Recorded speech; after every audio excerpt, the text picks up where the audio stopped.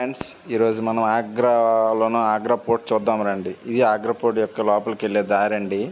ఇక్కడ నుంచి మనం టికెట్ తీసుకుని లోపలికి వెళ్ళాలండి. మనం లోపలికి వెళ్ళగానే ఇక్కడ ఎంట్రీ గేట్ అనేది ఒకటి ఉంటుందండి. ఇందులో మనకి చెకింగ్ అనేది చేస్తారు. ఇక్కడ నుంచి చేశాక మనము అవన్నీ చెకింగ్ చేసుకొని లోపలికి వెళ్తే ఇలా ఉంటుందండి ఎంట్రీ గేట్ ద్వారా. ఇక్కడ నుంచి ఒక వే ఉంటుందండి పైకి వెళ్ళడానికి. ఇలా పైకి వెళ్ళాక మనకు వ్యూ అనేది ఇలా ఉంటుందండి. లోపల చాలా చాలా గార్డెన్స్, చాలా చాలా రూమ్స్, చాలా చాలా కట్టడాలు చాలా చాలా బాగుంటాయండి.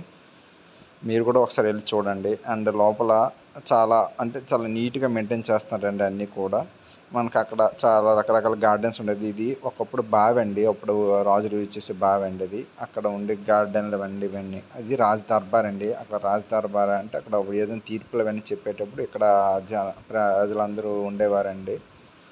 అండ్ మనకు లోపల నుంచి గార్డెన్స్ కూడా ఉంటాయండి. చిన్న చిన్న గార్డెన్స్, అందమైన గార్డెన్స్ అవన్నీ ఇవండి. ఇలా చాలా అంటే చాలా అందంగా ఉంటాయండి. మనం అక్కడి నుంచి గార్డెన్ నుంచి అలా బయటకు వస్తే బయట వ్యూ ఇలా ఉంటుందండి. అంటే పోర్ట్ నుంచి చూడగానే ఆగ్రా పోర్ట్ అని ఒక రాసి ఉంటుందండి. అక్కడి నుంచి మనం తాజ్మహల్ కూడా మనకు కనిపిస్తుందండి.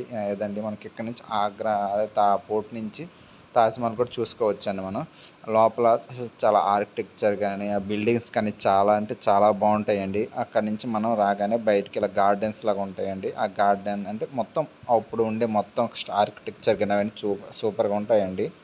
అక్కడ రాజుగారి యొక్క బాత్ టబ్ ఒకటి ఉంటుందండి. ఆ బాత్ టబ్ అండి ఇది. అప్పుడు రాజుగారు యూజ్ చేసిన బాత్ టబ్ అనేది చాలా జాగ్రత్తగా ప్రొటెక్ట్ చేస్తున్నారు. అందులో అటు సైడ్ బయటకు వచ్చే గార్డెన్ ఇలా ఉంటుందండి. అక్కడి నుంచి బయటకు మనం ఇలా వచ్చేవచ్చండి.